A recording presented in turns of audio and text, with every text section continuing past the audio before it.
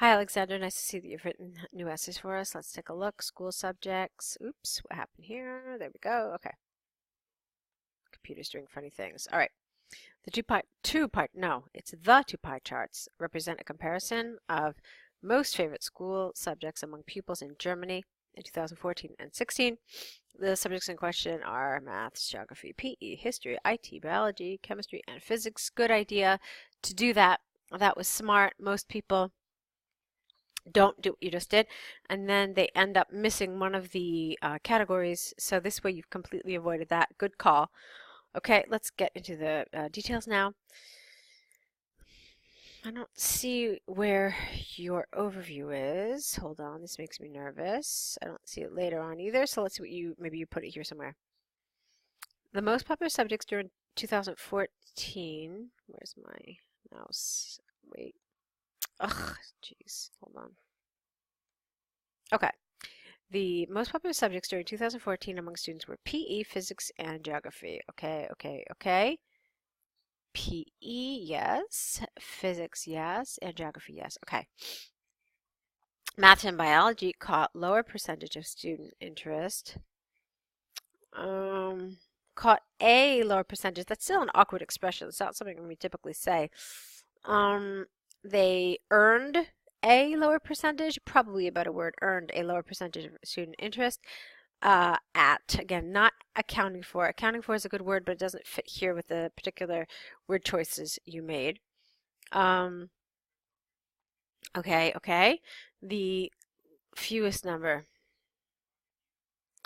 The least number of students. It's not even number. I don't want you to use the word number, even though it probably is number. You should just say the smallest proportion, because we're talking about proportions here. We're not talking about numbers. We have no idea what these numbers are actually, and since they're not represented as numbers but as percentages, you have to refer to them as percentages or proportions or figures. So let's change this and let's say instead the smallest percentage of students chose history, IT, and chemistry. Where careful, you can't do the former here or the latter because you have three subjects, history, IT, and chemistry.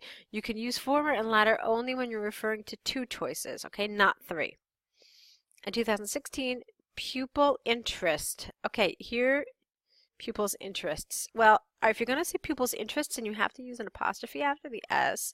But what I said was pupil interest, which is more general. So the interest of all pupils, pupil interest. Either way, it's fine, but you have to put an apostrophe here the way you've written this.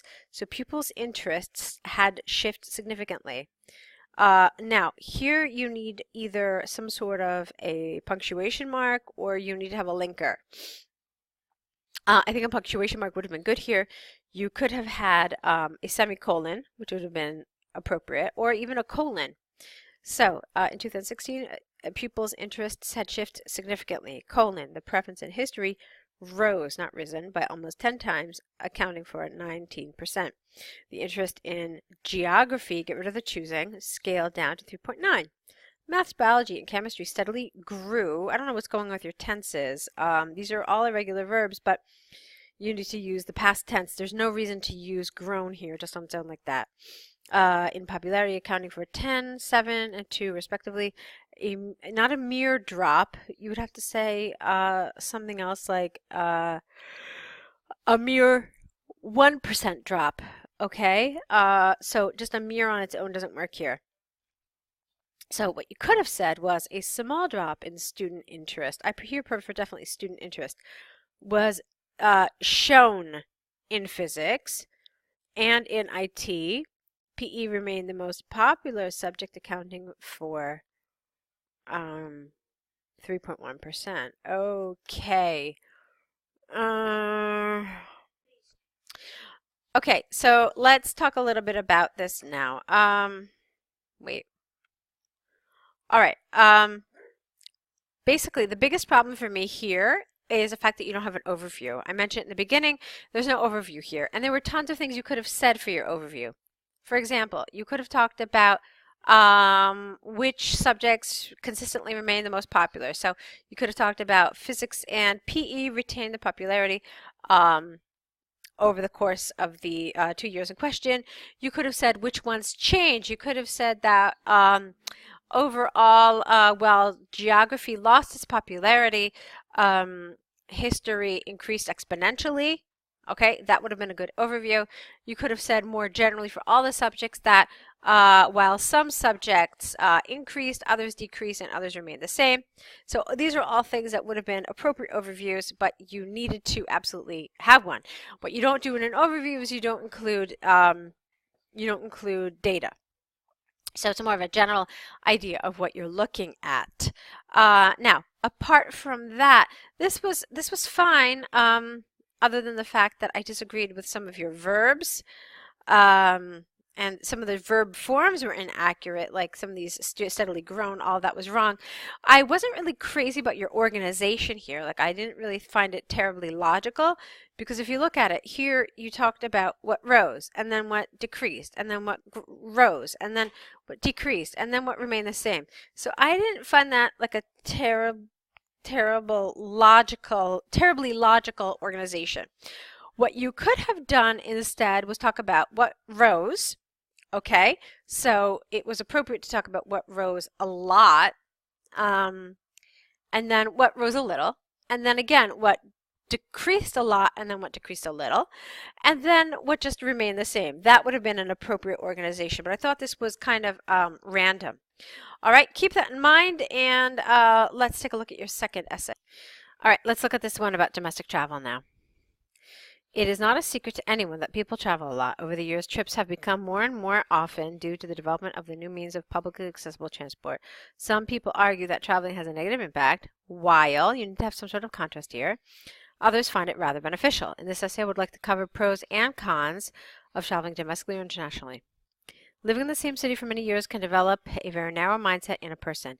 Visiting other cities in the same country or abroad can certainly broaden a person's views.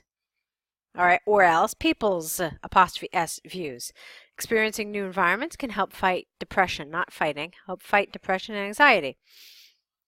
So, give me an example of this. Explain to me. I mean, what's happening is you've got these ideas and you've got these sentences. I don't see how they're linked. So you said it can broaden a person's views, and then you say it can fight depression and anxiety. I don't see those as being related. So connect them somehow and then illustrate. Give me some extension. Give me some illustration. Give me something. Okay? It is common that local people would welcome tourists instead of being ignorant. What does that mean? Who instead of being ignorant? The local people themselves? So I'm also confused about this sentence. Feeling welcome just about anywhere can only generate positive emotions. When a person's mind is exploring new things, it is easier for him to escape the daily routine and endure life. All right. Again, I don't really understand the connection of these sentences. I feel like they're all really disjointed, and there's no real connection. So what I want to see in an essay like this is, for example, it can certainly broaden a person's views. So, for example, whereas someone who has never left his hometown his whole life may have certain views about life, about people, habits, political, social views, etc. When he or she travels to another area and sees how other people live, this can change his worldview entirely. Okay? Again, furthermore, experiencing new environments can help fight depression and anxiety. Travel has been found by experts to be very beneficial for people with psychological issues. It relaxes them and it gives them a new frame of reference for life. Okay, this is what I need. I need some extension and I'm not getting it. And then this sentence I didn't understand at all, so there was some confusion for here. Okay, despite all the positive sides of travel, there are some negative ones. Means of transport emit 1M, toxic fumes, which ultimately increase with an I the negative impact on the environment. Plane engines, for example, will burn through a huge amount of fuel, releasing all of it into the atmosphere. Moreover, it is not completely safe to travel by air, sea, or even on the ground because there is always a chance of collision